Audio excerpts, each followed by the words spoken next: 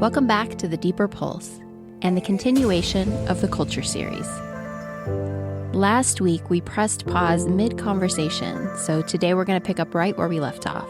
But before we do, just a quick reminder that The Deeper Pulse is a platform for storytelling and self-expression. The content provided here is entertaining, educational, and informative, but it is not intended as a substitute for medical advice or the support of a trained mental health professional. Every episode on this feed should really come with an insert that reads, "Directions not included." And as always, the stories and opinions shared are based on personal experience and are not intended to malign any individual, group, or organization. Thanks for tuning in. Let's get right to it.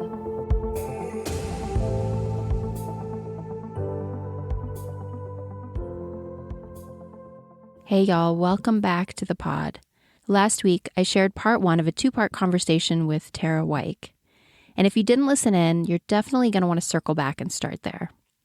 In fact, episode 74 is already becoming another Culture series favorite.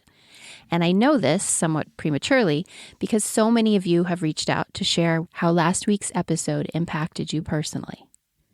I really love hearing from listeners of the pod, and I thought you might too, so I requested permission from some folks to share their comments anonymously with you today, including one who writes, "I've been obsessively listening and learning about diet culture and anti-fat bias over the last couple of years during my own recovery.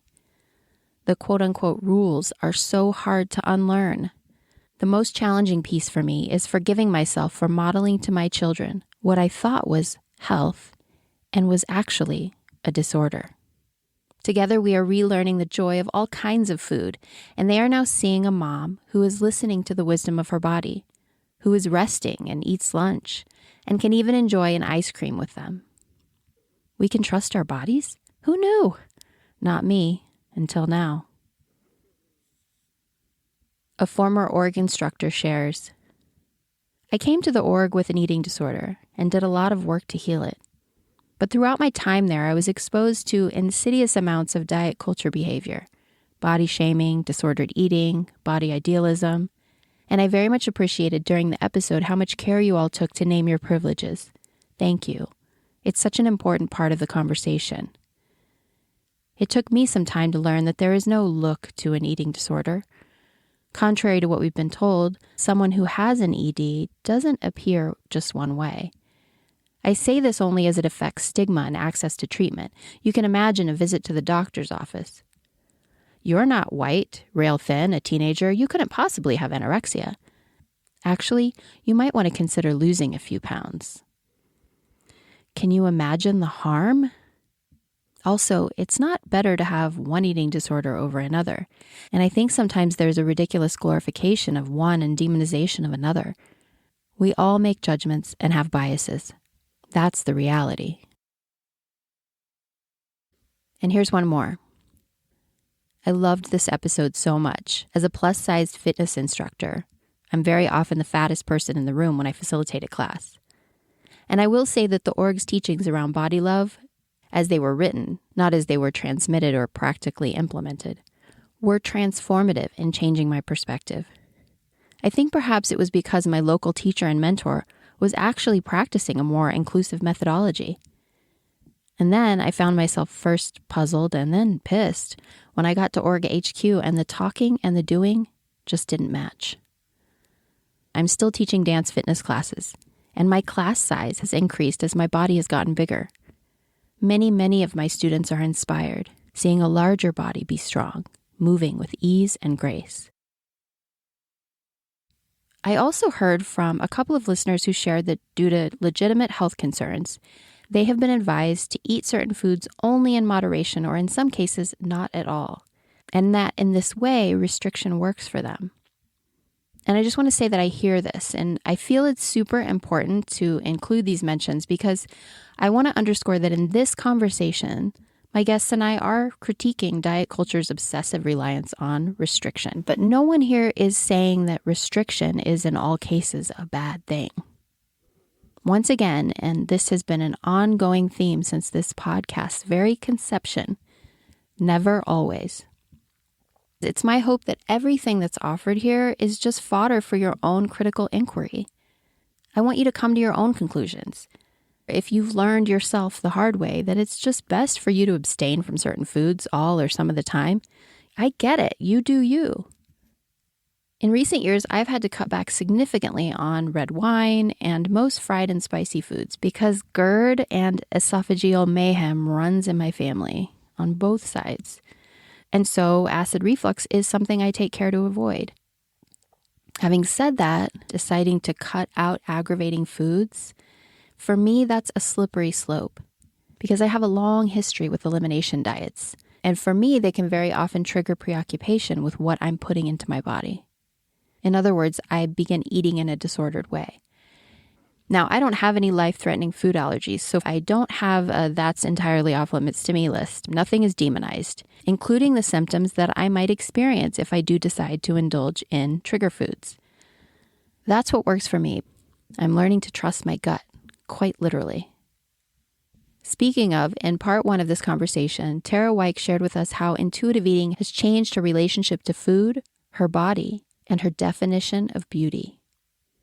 Last week, she spoke about her intuitive eating practice, how it's all about recovering the sense of agency and trusting her body and her choices. What if there are no formulas?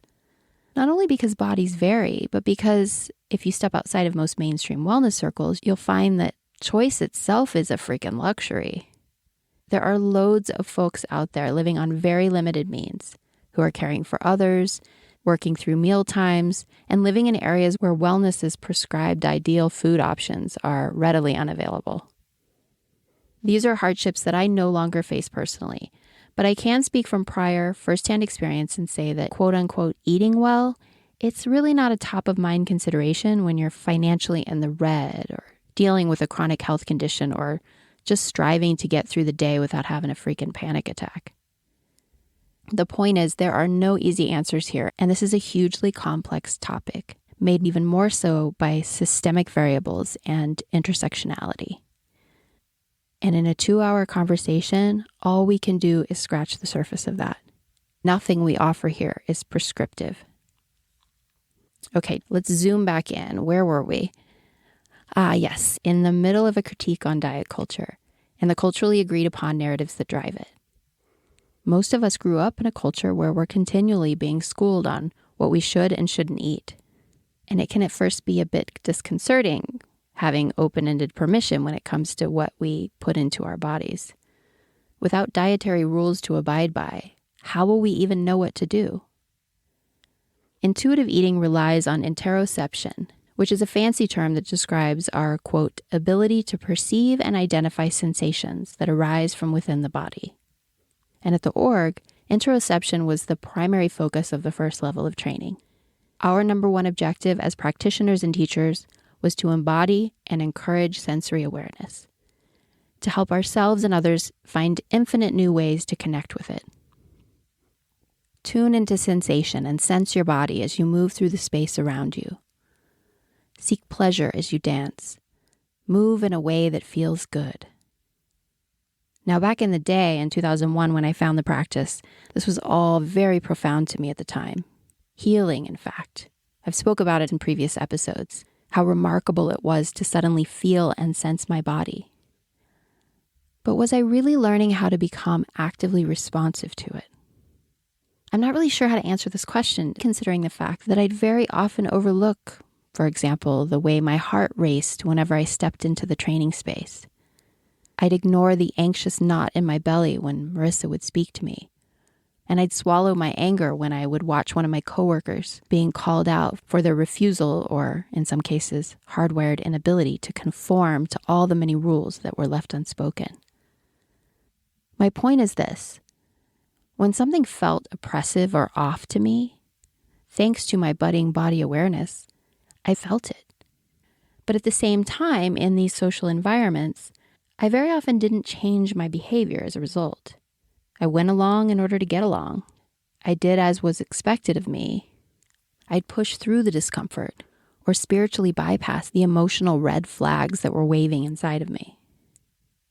All in the name of personal power, aka self-control. Wellness influencers will tell you that it's all an inside job. But you know what? Not so much. Now, this can feel very true when you have privilege and easier access to resources and influence. But when you're on a health and wellness journey and so many things are outside of your control, wellness cult ideals can be damaging and harmful.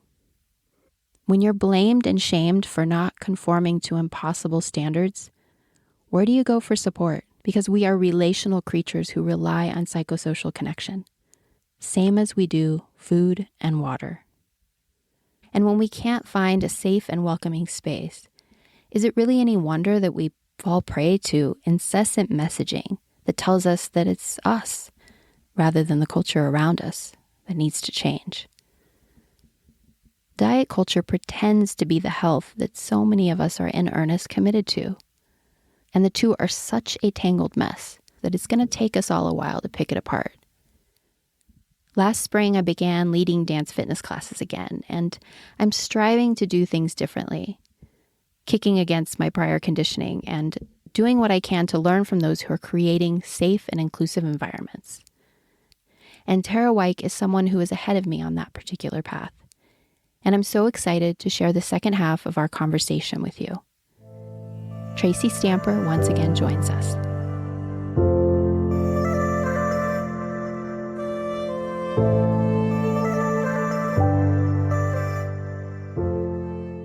One of the biggest parts of my recovery, other than learning how to do intuitive eating, was to change my visual diet of the types of bodies that I look at.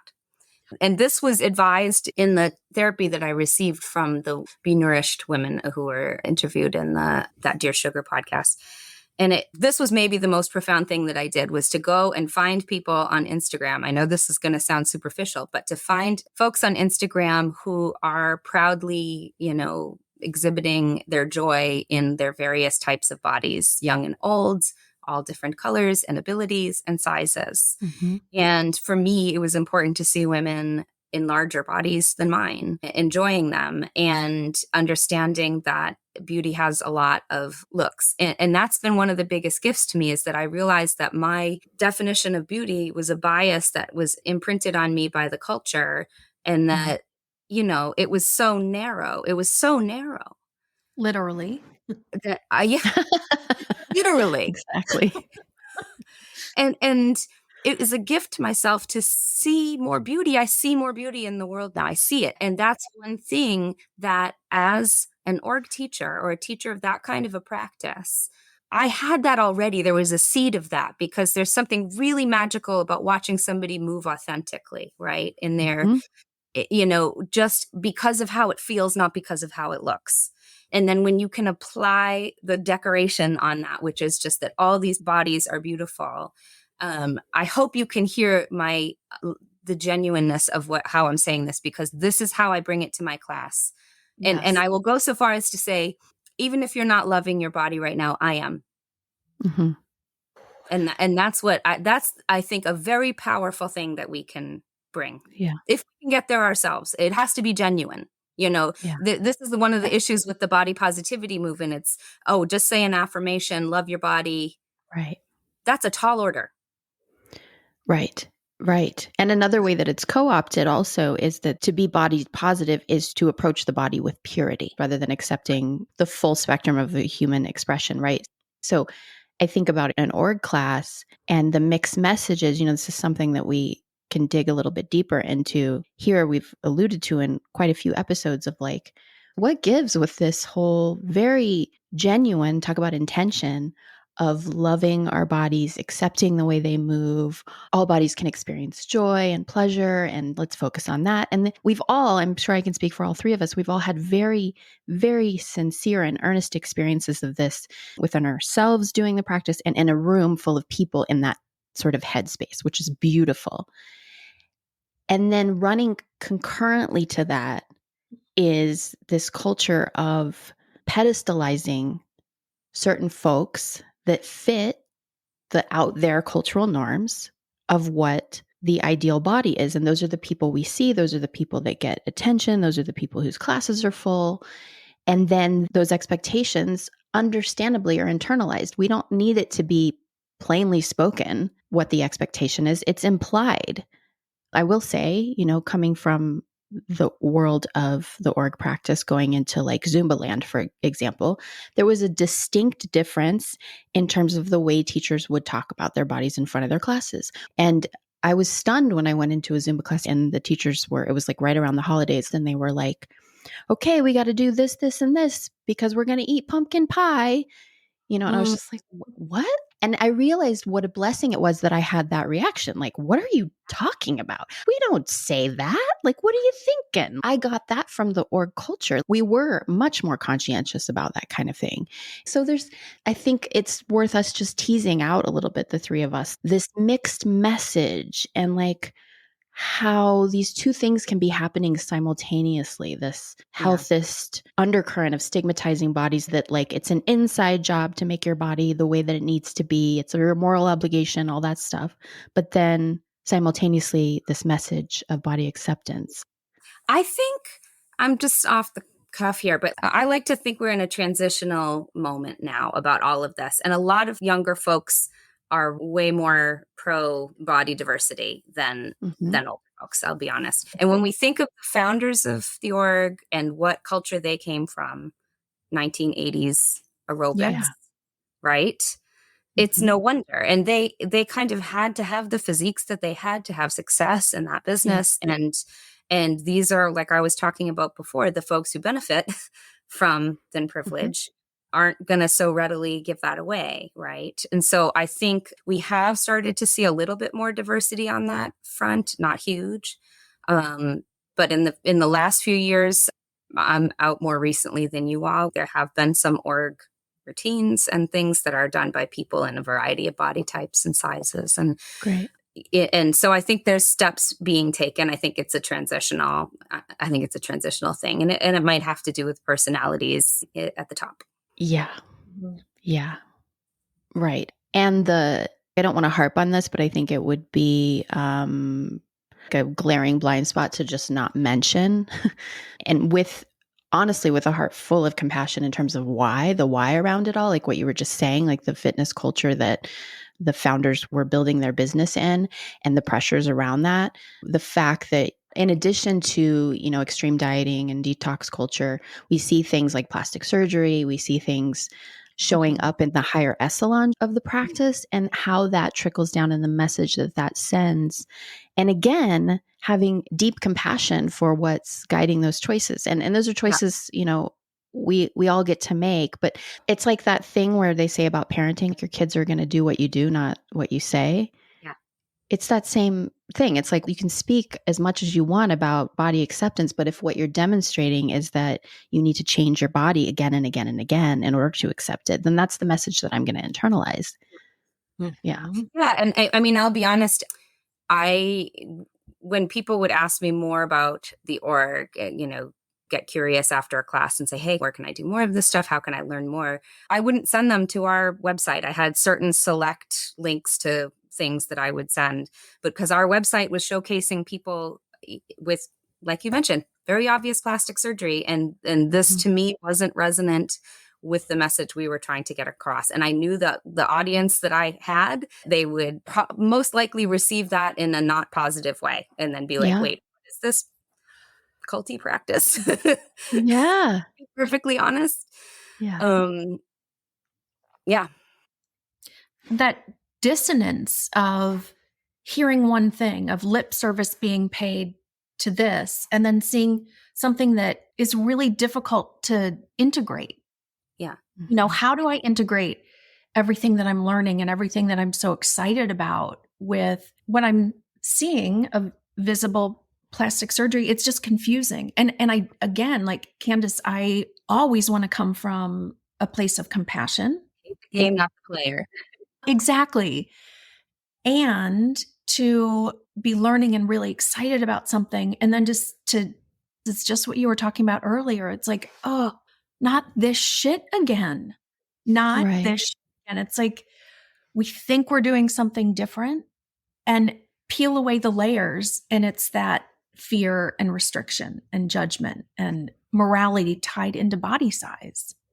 Tracy, I'm curious, what was your experience around these issues as a trainer? Did you feel pressure in terms of conforming to certain body? How does all this land in terms of your journey at the org?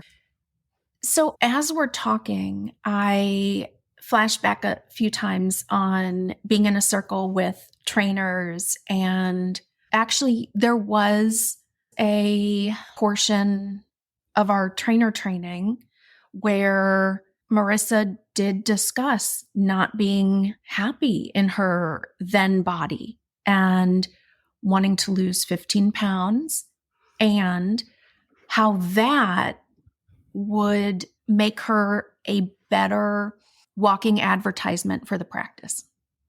Mm. So it's about being the brand, looking the brand.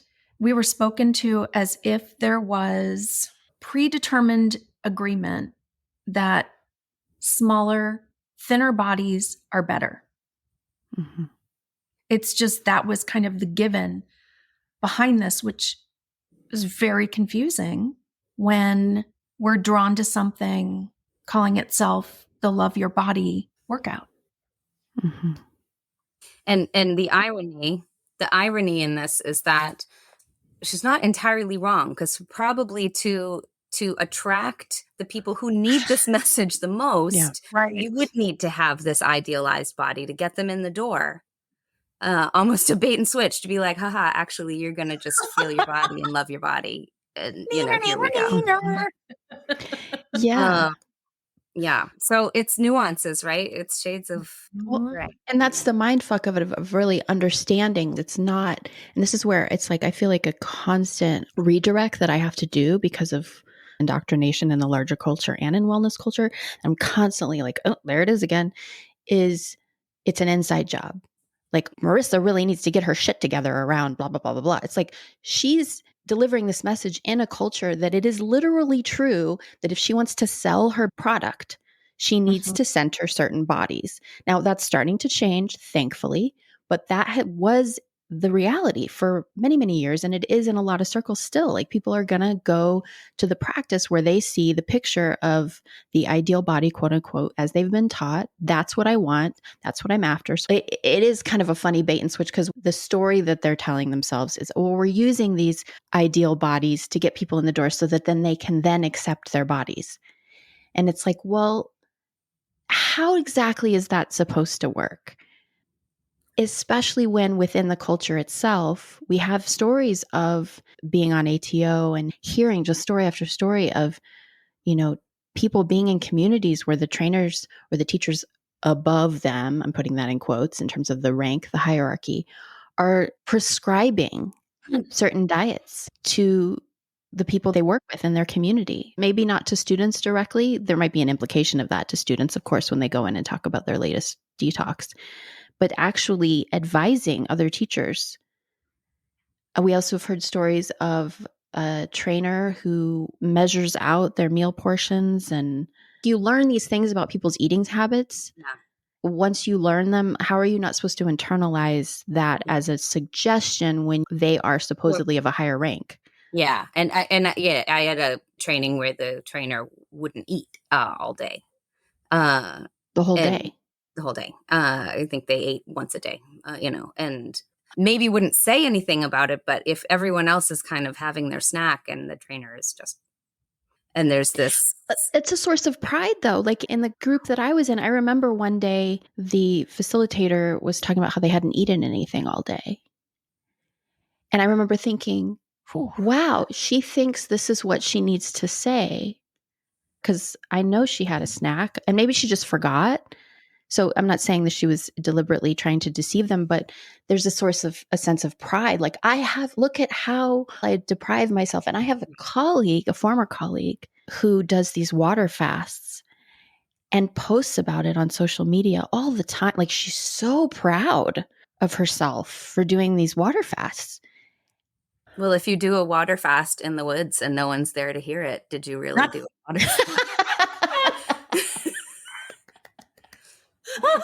Honestly, This so is in this day and age, it's so performative It's so sometimes. performative. And You're what is, right. and you have to, then you do the 5 whys, like, but why, why are you, what is it that you're trying to prove or project to yourself or to others by performing this, right? I have control over my body. That's it. That's the control. It's my ability to transcend my humanity, Yeah. my cravings, my hunger. I mean, and that's the thing where it really is like what you said, and you peel back the layers, Tracy, like, oh my God, this is the same shit. It's all this gauzy spiritualese all around it, but underneath it, it's like, oh yeah, women have been starving themselves for always. Yeah. It's submission. It's submission. It's obedience. Yeah. Exactly. It's Wow. foot binding. Yeah. It's foot binding. Yep. It's making ourselves smaller. It's containing. It's shrinking. It's That's right. taking our immense and vast creative potential and focusing it into food choices. And it's shaming our desires and shaming our cravings, right? That's Yes. right. Yes. We internalize these messages to such a degree that we are, it's like I often joke, the cult leader lives inside of us. It's like we're our own. I mean, I have been way harder on my body than anybody ever outside of me ever in a million years could be. Yeah. The things that I have said to myself about myself, I mean, it's heartbreaking to me, which is the repairing that I'm doing now. I can tell you that can change. It takes work, but it's so worth it.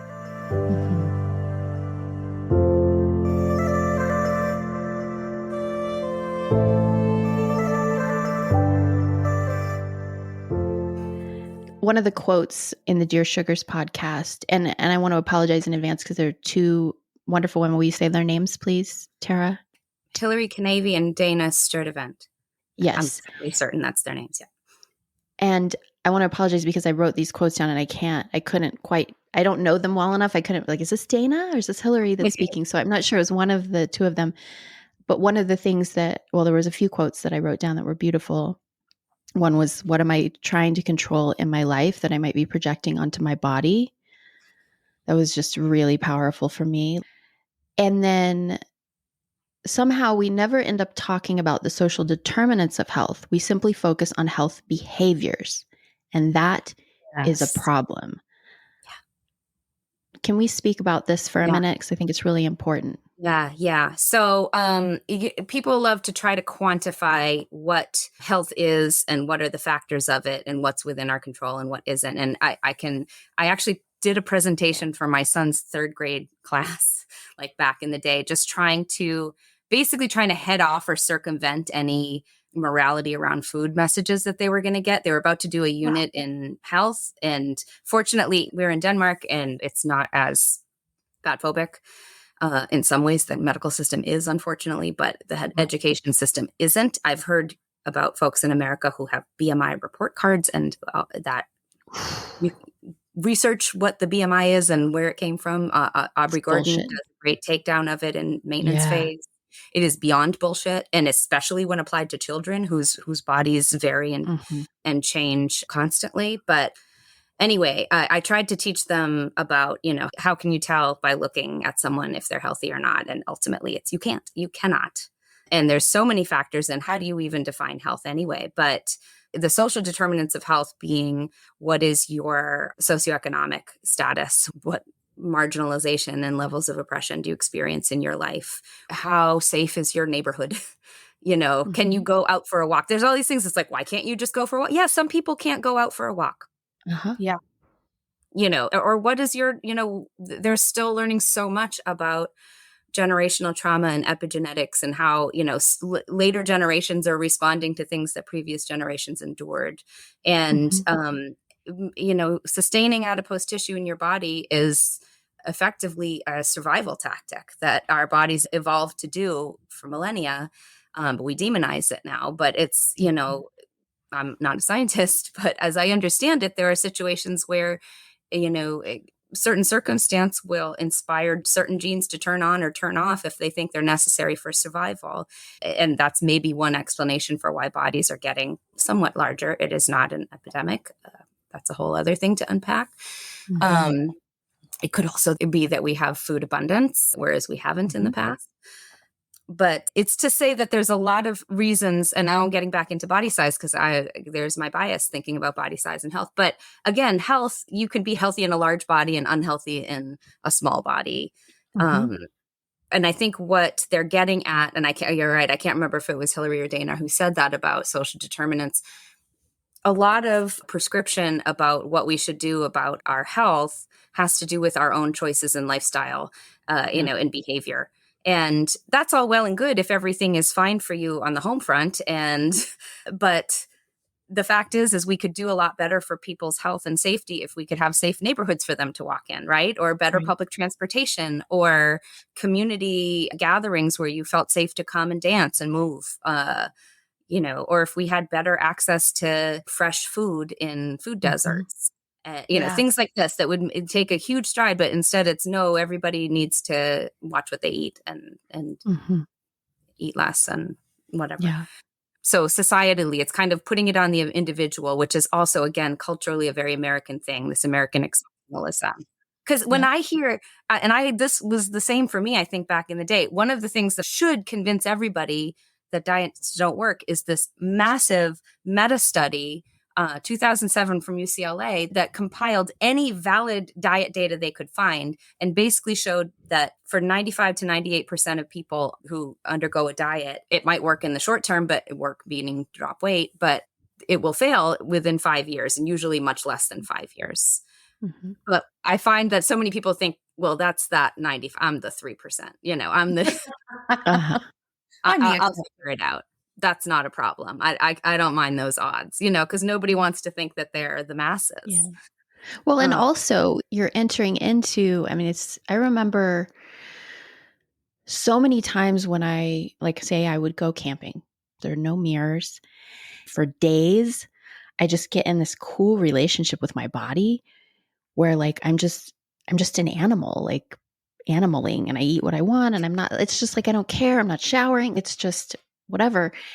So maybe I would have a moment like that, or a season of feeling really good in my body. And then ultimately, because I was working in wellness, I would continually go into health clubs and dance studios and yoga studios and all these places. And even when I was telling myself a better story, I'm constantly bombarded with images of women who are starving themselves. And mhm. I'm comparing myself to them. I can't stop comparing myself to them, no matter how many affirmations I do or Or whatever. women who naturally have thinner bodies and Or just that too. spotlighted in that space. Yeah. Or that too. Exactly. And honestly, most of the time, the women who had thinner bodies were the ones starving themselves, ironically. So I never really knew like how much of this is like, Yeah. so that No, was it's part of the mind fuck was like, right. well, maybe they look like that because they're starving themselves. Yeah. Right. And there's the presumption by a lot of those women that if they stop starving themselves, they would become huge. And they likely wouldn't. Like Exactly. bodies tend to Exactly. stay within a bit of a range, Yeah. except in certain circumstances. For the most part, they know what size they want to be. Right. Right. Yeah. And it's not necessarily what's been prescribed by a Mhm. Belgian statistician from 150 years ago in the BMI. Like, Right. Right. Shocking. yeah, Right. yeah. Do I have this right? I think Aubrey Gordon was the one I heard this from, but that they were basing it on white men in the military. It was white men. I can't remember if they were military. It was young I white think they were in the men, military. Yeah. and it was not intended to say anything about health. I don't know. It was just a weird demographic study that he wanted to apply certain like actuarial facts to. And it was never meant to be used as an individual, like, well, unless you're this BMI, then you're Right. a problem. But it was something that insurance companies found that they could use That's it. Bully. to bully or, charge more money to certain people. Deny And so, coverage to certain people, yeah. charge more money. And then in the 90s, a room full of like 9 people, I think mostly white men, some of whom were heading up pharma companies and Weight Watchers, decided to lower the numbers for the different categories so that they could prescribe more weight loss meds or shame more people into. Ooh. Yeah. Yeah, because a lot of the stats around if you decide you want to correlate body size with health, one of the stats that they have is that the lowest morbidity, so you're least likely to die, is somewhere in the overweight range. So how does that make sense? So I if love you want to that. say that's a healthier way, then yeah, it makes no sense. It's pure Bullshit. patriarchal capitalist bullshit. Mm-hmm. Well, and again, those of you who aren't familiar with Aubrey Gordon, you got to check her out. She's amazing. We'll link to her books. But there was also, she just did an interview on We Can Do Hard Things. It's where I recently heard her. I've heard her in a few different places. But one of the things that she was speaking to in terms of health determinants and these correlations, again, correlation, not causation, is like a lot of the time when they link certain health outcomes to weight, there's this overlooking of this huge variable, which is that when folks come in who are in bigger bodies to see doctors, the doctors often do not actually try to diagnose what's going on. They just assume that it is because of their weight, and they don't get treatment that they need. And like, there's just all these stories of diagnoses just being overlooked, and they're not even investigating because they're like, oh, it must be because of weight, because this bias, it's just so deep. It's just so deep in the psyche, and it stems from actually eugenics. There's a really fascinating chapter in the Conspirituality book on what they call body fascism and like the roots of Western wellness, its obsession with certain bodies, and how it's actually born out of the eugenics movement and white supremacy. Fear of the Black Body is also another really good book. Sabrina Strings, I think, and Christy Harrison's anti-diet book goes into the whole history of it. It's really fascinating. Yeah, it is. And it's important that we explore history so we understand how, just like with the culture series, it's like why I'm so hungry to go deeper into understanding all this. Like, how do we understand the water we're swimming in? How do we understand the indoctrination and the spells that we're under? Like, we have to really know where they came from and how they got passed down to us and how we've internalized them and how deep they go, so that we can, a lot of times what's been called white fragility around things, which is a term that's debated for understandable reasons. But the fragility often is a function of ignorance and a lack of curiosity and a sense of like internalizing, again, that morality, which is a function of white supremacy. Like, oh, I've done a bad thing, so now I'm just going to shut down and I'm going to stop engaging in critical inquiry. It's like we have to push through that and continue to educate ourselves. And I've found that the more education I have, the less charged all of this is. It's just, you know what I mean? It's like, naturally we did what we did before because of the culture we were in, and now we understand it differently. So naturally we're going to consider different options. That's right. Exactly. No judgment. Yeah, no judgment. I would love to share something on the no judgment front that, Tara, I've noticed that you've said this 3 times and I love it so much. You have referred to adipose tissue. Yeah. I just adore that. So I remember learning when I was studying anatomy and health, I remember reading about fat, adipose tissue, and I remember really being struck by it's simply a type of tissue. That's all it is. It's just a type of tissue that obviously our body needs. Otherwise, we wouldn't have it. So I decided what would happen if instead of using the word fat, I just replaced it with adipose tissue. So I did that for a while until the word fat just started to lose its luster. I just didn't. Yeah. It's just fat. A word. Yeah. Just adipose tissue. We charge so many, like sugar. Well, yeah. Yes. I really loved hearing you say that. That's all it is. I mean, we have the power to imbue these words with power. And we also have the power to diffuse them, but it takes conscious effort. Yeah. And really thinking about, like you were saying, Tara, impact, like the impact of our judgments on words and how we are ultimately saying, if that word is something you are, then I have thus demonized it. I have thus made it this thing that I'm terrified of. I reject that I think is inferior in some way. Like being super conscientious around like the language, because I've internalized a message around them, right? And that we're inadvertently and ironically walking around, which this is kind of gets my goat a little bit. The whole thing of like, no judgment, no judgment, no judgment. Like, I feel like we get a little bit caught in that because it's like, okay, you know what? Like, we judge. That's what our brains do. I'm working on letting go of that one. You've heard me talk about it before, Tracy, where I'm like, this whole like not judging. It's like, you know what? I'm just going to own that I'm judging. Yeah. I am judging. My brain judges. It categorizes, it sorts.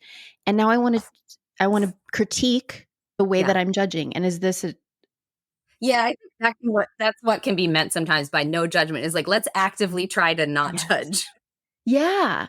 But it's also like, how do we learn about our biases and our ignorances without acknowledging our judgments? So I think, again, it's another high-minded thing that I'll just speak for myself. For me, it's a high-minded thing that I do to deal with the shame that I feel around judgment by being like, well, this isn't a judgment, but it's like, well, what if I just said, this is a judgment? Yeah. And let's look at it. Let's interrogate it together. Like really scrutinize it and say like, how do we feel about the judgment that I just made?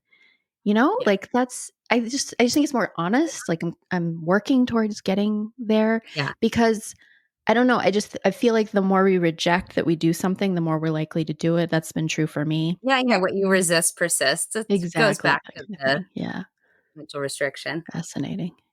Yeah. And if you just call it discernment, you're allowed to discern. You're just not allowed to judge. Yeah, it's just the semantics. And it's like, well, because I haven't been allowed to judge, I have not allowed myself outrage around racism. Sure.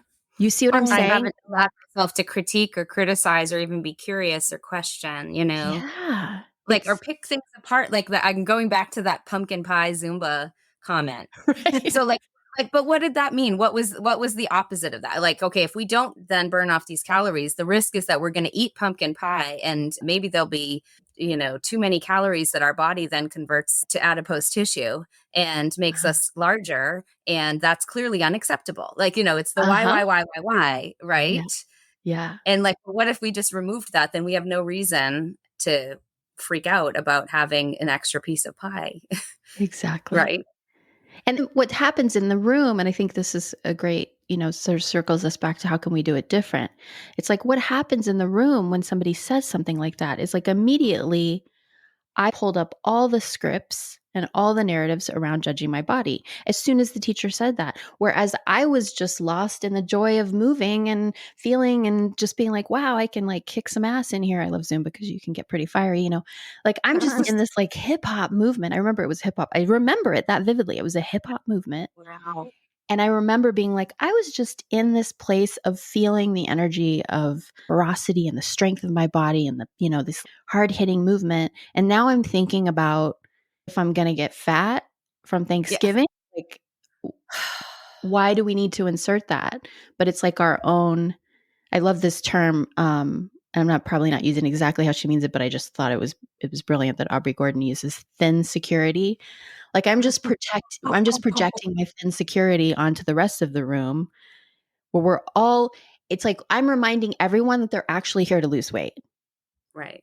That's what I've just reminded the whole room that's why we're really here. We're telling ourselves this other story, but that's why we're really here. Yeah.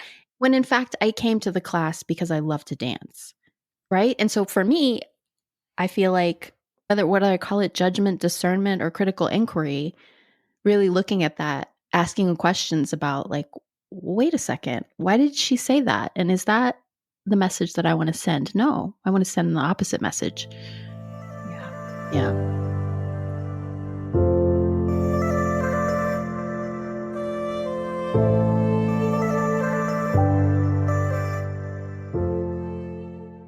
And then if this is like the first time you're hearing stuff like this, it's probably, I'm sure there's cognitive dissonance in being like, but too much pie, but not enough movement. But what about? And I think we need to turn that down a few notches and just say, no one act of eating a piece of pie is going to make you or break you. And having this anxiety around it is going to have mental and physical effects, right? Whereas accepting that food is more than just fuel for your movement and for your body, it's joy, it's sharing, it's celebration, it's social, it's cultural, it's sometimes compassionate, sometimes it's the only self-care we can give ourselves in a moment is, you know what, I'm just gonna have this cookie right now because I had a tough day and it's yummy and I want it. And that's been demonized. And that's, come on, there's a lot worse vices out there if you want to go ahead and label it a vice. Thank you. Right. I'm so glad that this came up because something that I've wanted to, since we're here with you and Tara, you've done so much work on this. It's just, it's so exciting to me. I'm glad I'm happy to be able to share it. It's a little excessive just for myself, but yeah. Oh, that's the way I roll, by the way. More is more. Yeah. I go deep too. I have been really thinking about the term emotional eating for the last year or so and how demonized that has been. Emotions, first of all, very female and weak. Very, very scary, those females. It's really fascinating to me. It seems that there's such a generally accepted belief that we are not to emotionally eat. Emotional eating is bad, which really is a conundrum since we are emotional beings and we need food in order to survive as the emotional beings we are. Can you help me untangle that from... I think, we eat for a lot of reasons, right? And more than just because we're hungry. We eat if we are joining friends and somebody's made us something they want us to try, or we eat, like I said the other day, I wasn't hungry for breakfast, but I knew I was going to go run this race. So, okay, I'm being practical. Let's just go ahead and do this. I know it'll help me. And we eat sometimes because we had a shitty day and there's a yummy cookie. And that's a moment of joy that we know we can have. That diet culture would love to rob us of, but it is what it is. And a lot of times people, what gets termed binge eating, emotional eating, for many people, that's just a reaction to restriction. And we want to put a label on it and demonize it and explain why it's happening when one of the very likely reasons it's happening is because you haven't had enough to eat. Right. This, another one that's fun to dig into is the 2,000 calories a day myth, again, based on white men. And I think they found that they ate on average, it was somewhere between 2,400 and 2,500 calories. So then they decided that the whole world should eat that much, but they didn't want to go ahead and say that high number because then people would go, Well, and women can't have as much as men. So it's 2,000. And so they said, we're just going to round down to 2,000. And then they just put this arbitrary number, which is actually too low for most people. And you're going to need different amounts every day anyway, depending on what you did and what you're doing and how your day went.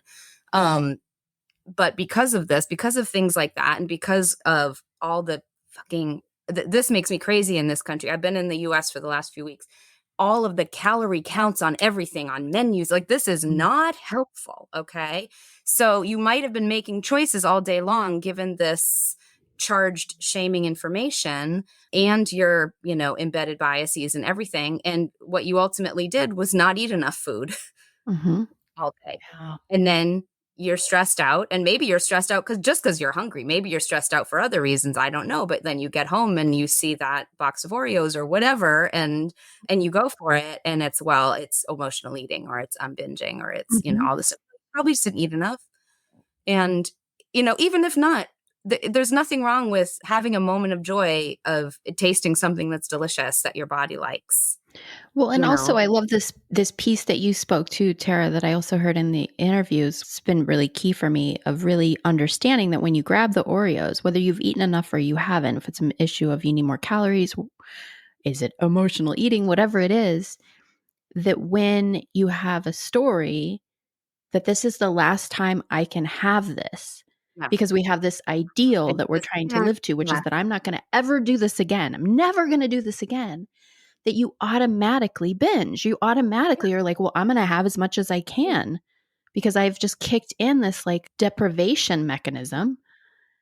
And that tracks for me for sure. man. And I noticed that yesterday when I was making cookies. I told you the whole story, and I made the cookies, and I always eat cookie dough because I love it. And so I was eating a little bit of cookie dough, and a familiar thing kicked in of like, you really shouldn't be eating this cookie dough. You shouldn't. And I was just like, I can have this cookie dough whenever I want. If I want to make cookie dough tomorrow and eat it, I can next week. And it really, I'm not going to say it was like an immediate like cure all and that the shame wasn't there, but like it deadened it. Like immediately I was just like, oh, I can have this whenever I want. Okay, I'm going to cover it up now and I'm going to put it in the fridge and I'll cook the cookies later. It takes and it's funny. It's a weird, I hate to say this, but it's almost a mixed blessing because I remember after having done some, cleanse, whatever, that first bite of cookie dough, man, wow, that is delicious. But then when all bets are off and you can have cookie dough whenever, sometimes you're like, no, that would give me all these things turns out, I don't know how you all feel, but Hershey's chocolate is disgusting. I agree. But it used to be like, oh, Hershey's Kiss, But now, I had one the other day and I was like, what is this? This is gross. I'll go have some good chocolate, So it really, things physiologically change. Things change in your experience of food when you don't romanticize it or make it the forbidden fruit or whatever. And you kind of lose some of the joy. And I think there's a lot of people who become foodies and who get really into this stuff because they've had this dance with food. And, when they finally get to have this illicit thing, it's this, magical experience. So my relationship with food has changed so drastically. And then interestingly, I had a head injury a few years ago. It destroyed my sense of smell. I did damage to my olfactory nerves. And so suddenly I couldn't taste the flavor in food. I could still taste sweet, salty, sour, bitter, umami, but I couldn't tell the difference between vanilla and chocolate. And this was profound. It was really, really devastating as far as a sensory loss. And I've been on a recovery journey. I've been through anosmia and parosmia, which is couldn't smell and then was smelling things weird. A lot of people who had COVID had a similar thing. Mine was due to a brain injury, but I'm now fortunately almost fully recovered. There's still certain things that smell and taste crazy, but for a long time I dropped a lot of weight because I wasn't getting that joy from food. And what broke my heart is how many people said, "Oh, lucky you." Yes. Wow. They would say that to you. Oh, and I was already fully, intuitive eater. And I was like, we're going to have a talk right now. You just opened the door to something because. So let's talk about that for a second. How do you, because if we want to change a culture, we have to talk to the people within our culture about these things. So when somebody says something like that to you, how do you kindly, without sounding like we're sort of preaching, because it's activism can be tricky, I guess is what I'm saying, in terms of we can fall into culty patterns too. So how do you have that conversation? What would you say in a moment like that? I wish I could say that I had a canned response that was really thoughtful, but it's usually driven by whatever emotion is in the moment or what relationship I have to the person. But I will point out, I like to say, actually, I don't have good or bad foods. I trust my body, or I'm working on trusting my body to make the right choices on that front. I don't, see any, because it was for some reason, the big focus was on chocolate. It was oh, I wish I didn't like chocolate, or I wish I couldn't taste chocolate. And I would just be like, that is the saddest thing I've ever heard. I miss nothing more than tasting chocolate. I would never wish this on my worst enemy. Please don't. And there's something about, if I had lost my sight or my hearing, people wouldn't be that, What a great point. Right? Yeah. But it depends on who the person is and where they're at. But people hear more than they want to from me sometimes because I'll unload or I'll share I'll share my thoughts in a mail later. Say, hey, remember that thing you said to me earlier? Here's some links. And again, for a lot of people, they're not ready to hear it or they're not willing to step away from thin privilege. And it's just, okay, there's Tara talking about her anti-diet stuff.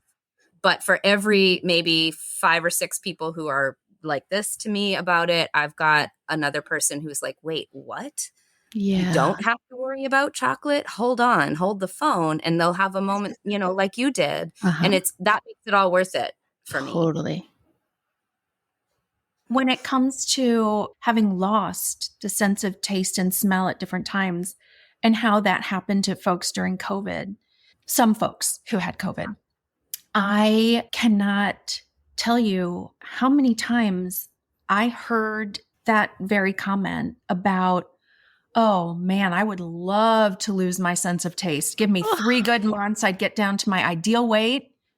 I heard that so many times that it was very illuminating for me. And I think that's part of why I've been wanting to dive into emotional eating. Because you know what? Tasting chocolate is so pleasurable. Oh my God. Absolutely. I love my chocolate. And emotional eating, like that's a gift that I can give myself at times. It's one of the loveliest forms of self-compassion or self-care. Well, and my eyes have been so open to so much of this for so long, and yet I still fell in the hole, which is why I always like to share with people when I've fallen in the hole, because it's there. It's built into the culture. But like I remember sharing with Chris many times, and I say sharing with Chris because it helps me to say things out loud. I'm a verbal processor. It makes it more real. Same. Like when I would be struggling with my body changing, perimenopausal weight gain, all the things. And I would say to him, but I love my body and I just have to keep telling myself. The thing that keeps coming up for me is those pants that I still have in my closet that I fucking won't seem to get rid of for whatever reason, that are still in my goddamn closet. The only way, most likely, that I'm ever going to fit in those pants again is if I'm sick. Yeah. If I'm unwell. Yeah. And that I continually remind myself, like, this glorification of thin, at what cost? And if the cost is my health, I choose my health. Yeah. I choose my health. And I wish that was true for everybody, but there are many people who will not take a medication if it causes weight gain, even if it is a medication that's going to help them relieve pain or other symptoms. I have people close to me in my family who got pain relief from a medication, but refused to take it for that reason. But that's how deep it runs in our culture, right? I'm so glad you make the choice for health, though. And that's just it. For so many people, if sudden or extreme weight loss happened, that would not be a good sign. Exactly. That's not really a good sign, right? And yet we are primed to applaud it. Hey, great! Look at you! You shrunk. Good job. You look great. Good job. Exactly. I actually can so distinctly remember I used to teach org practice in a health club. And I so clearly remember this day. And I've talked about this. I don't know if it was on the main feed or on Patreon, but I had come back to teaching after a couple of weeks. I had been out with the flu. Flu knocked me on my ass. And I came back to teaching and I shared with the class that I was recovering from not feeling great. So I was going to take it easy. I'm taking care of myself. They can take care of themselves, do whatever they want. And so my fellow dancers knew that I had been not well, that I had been sick. I looked a little bit gaunt. I didn't really look like myself. I was on my thinner end because of the flu. So I remember standing after class, talking with folks who knew that I had had the flu, and I received praise for looking so great. And I'm thinking, what are you not seeing? Because I look a little bit green. There's no color in my face. I felt weak and tired. I'm like, I can look at myself and see this is not healthy. I'm not feeling great. And that's reflected in my image. And at the same time, other folks were simply looking at the fact that you could see a little more bone and praising me. And I'm thinking, oh, like, it was flu. It was nothing that don't congratulate me on getting the flu, please. And that's a case where if that had been me, my very outspoken, activist mindset, and somebody had come and And I lost weight when I lost my smell. And for anybody who said anything like that, I would say this is not a healthy size for me. And that's maybe enough to say, that's right. To be like, wait a minute, what do you mean? Is there healthy sizes that are different for different people? And, I thought there was one size that we all had to be. That's enough there to maybe change or cause a little bit of a record scratch for somebody. And to stand up for yourself and say, okay, and it's not demonizing what they've said. It's just saying, now I'm going to state a truth about me, which is this is not a healthy size for me. It's a great response. It's interesting to hear that response because it didn't even occur to me to respond. Yeah. Yeah, no, I mean, what do you do with that? Right. And I'm not, I by no means I'm saying you should have said this. I'm just saying that's maybe what would have come to me. I would like to think something like that.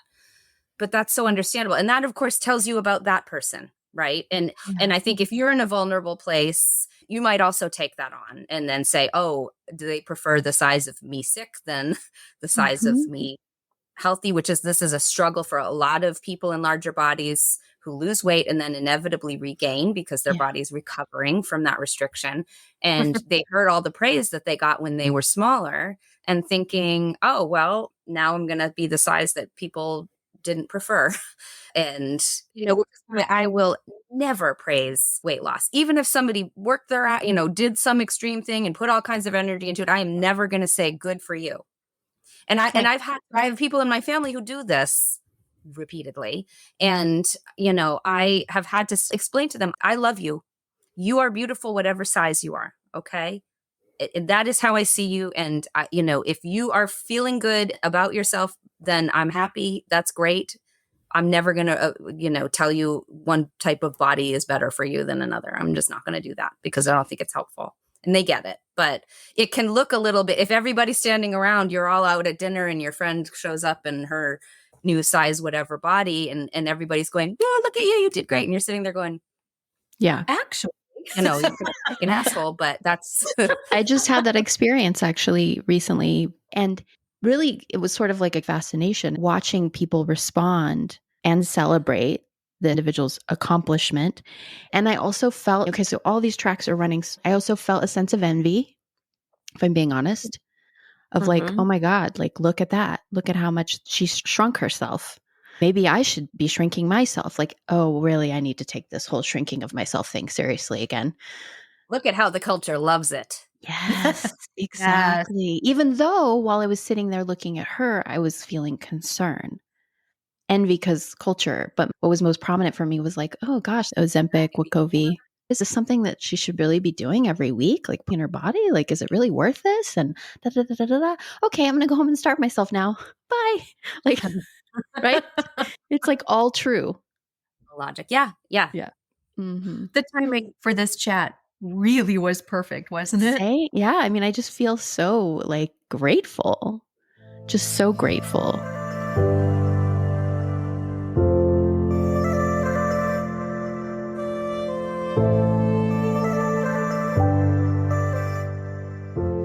And I wish I could tell you it's going to just be all easy from here.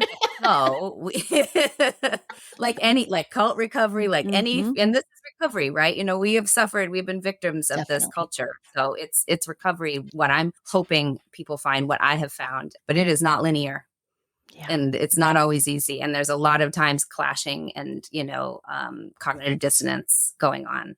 And I'm sure people listening, there's a lot of questions around, but what about health? But what about, these conditions that change when body sizes change? And I could, again, go on for days about this. But there's super good resources that I was telling you before that we were recording, Candice, about Food Psych, the podcast hosted by Christy Harrison. She now does one called The Wellness Trap, I think, or that's the name of her book at least. But she's just an amazing job of really going deep on all of these questions around weight and health and medicine. So anybody curious about this, I strongly recommend going to look for Food Psych, PSYCH, and just scrolling through. There's hundreds of episodes, scrolling through and seeing which one, if it's diabetes or PCOS or any of these things that you have questions around. And then Aubrey Gordon's podcast Maintenance Phase does a good one on Ozempic. These other, I just listened to that one. Yeah. Yeah, we're going to link to all of these resources. Like it's going to be a long list, and they're all so important. Thank you.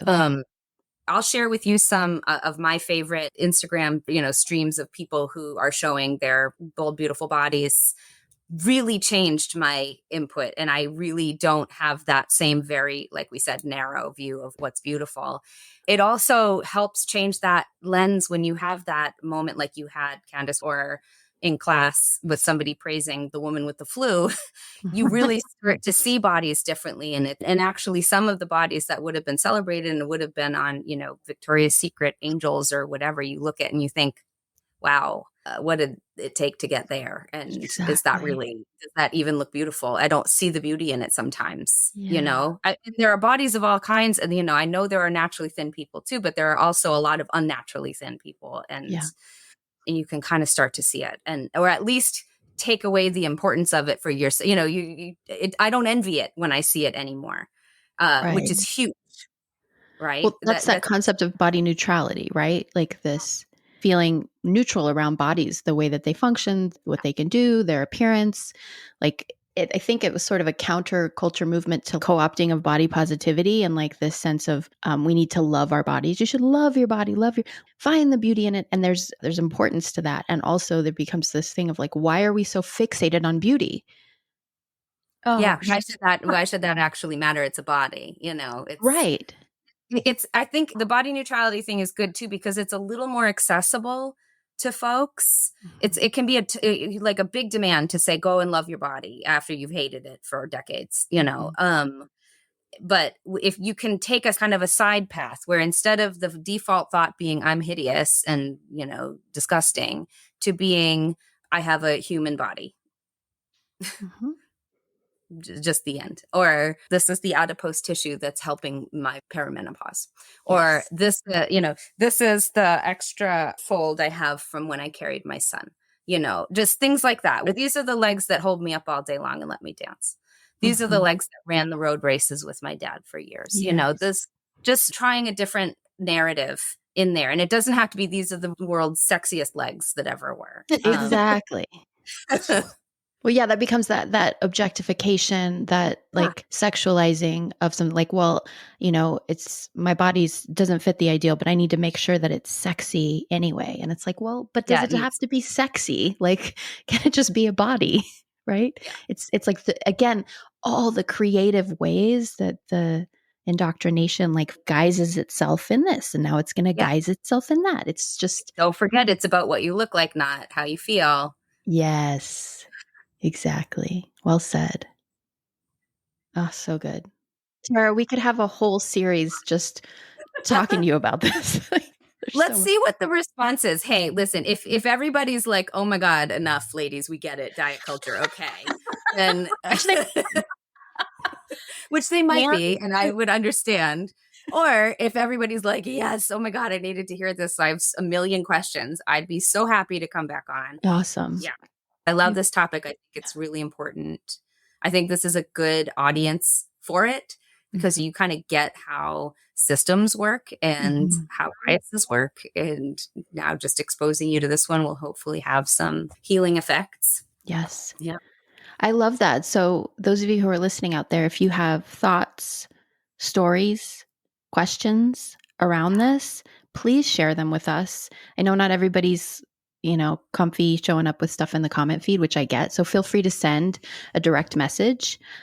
Let us know if there's something more you want us to explore around this. You want to come on and explore with us, particularly if you're in a body that is underrepresented in wellness culture and you want to come on and have a conversation if you feel safe with us. Yeah. Wow. Yeah, because let's be clear, we're 3 able-bodied and privileged white women in this room right now. That's right. Telling you how hard it's been for us. And which it has, let's not undermine it, but at the same time, there's a lot tougher roads that have been traveled out there. So absolutely. Yeah. So we want to hear from any of you. We really do. Like it's not to prioritize, but it is about, especially in this wellness culture, centering other perspectives would be really a really beautiful thing. So anything you have to bring to this, any questions you have, anything you want us to explore, please let us know.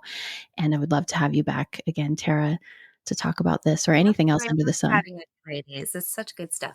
Yeah. And I want to say just to that little voice in you that I've heard pop in a couple of times because I share it, where you're like, I know I'm talking a lot, I'm saying a lot, I'm doing, I'm saying, like, I have that same voice. And I just want you to know that I have not once felt a sense of overwhelm around what you're bringing. It feels so rich, and it feels like a passion that's needed and a fire that I love sitting alongside. So keep doing you and bring that. I think that one of the things that is missing in these conversations is that passion, that energy, and that activism. We don't see a lot of that in wellness spaces, especially because everyone's taught to be so stoic and pulled together and obedient. Emotional. I'm not just emotionally eating, I'm emotionally talking and Emotionally talking. That's it. That's it. That's it. I love it. So the hunger, that's the word I'm looking for. The hunger that's been demonized, our passions, our hungers, our voracious appetites for conversations, for understanding. Like, I just want this to be a space where we can bring that. That's something I'm struggling to make peace with in myself at times. And I feel myself bridling and pulling back the reins. So when you've said those things, Tara, I've been like, oh my gosh, I love this about you. Maybe it's lovable about me too. So thank you for that. You're giving me all kinds of gifts. Thank you. I appreciate you saying that. It is something I'm conscious of. I was socialized in this world as a woman, being told you have, your place and don't, stir the pot and whatnot. So it's good to hear that I don't need to apologize for taking up space. Thank you. No. Yeah.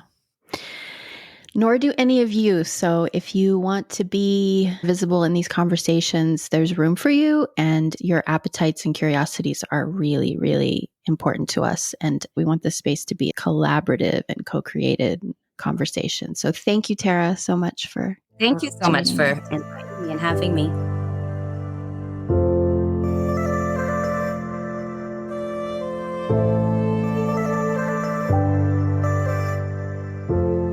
I'd like to thank Tara for taking the time to share about her personal experiences and social activism, and also Tracy Stamper, as always, for her steadfast commitment to this work. This conversation is just the beginning, as so many of us in wellness cult recovery are looking to deconstruct internal barriers to self-acceptance and actively encourage and support greater body diversity in fitness and healing spaces. So we're going to be circling back to this topic in later episodes with a more diverse lineup of guests. Speaking of, a quick side note, I've decided that the best way for me to carry on doing this series is to steer clear of promises when it comes to timelines.